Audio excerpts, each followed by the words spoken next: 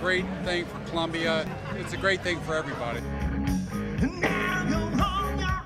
It means a lot to be able to come over here and, you know, this many people enjoy our crawfish, and we're coming from about 900 miles away, so it's pretty rewarding to come, and everybody has nothing but nice things to say.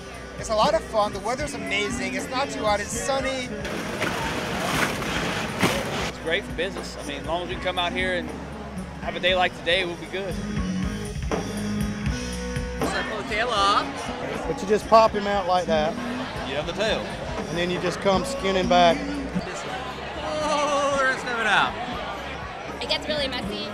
Then you come up in there, and there it is. And then you eat it. And if you really want to get nasty, you can squeeze the head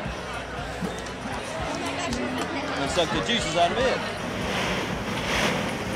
I've been to crawdad festivals in California. I've been to Slidell, Louisiana, have crawdads. Same thing, just as good. Great time.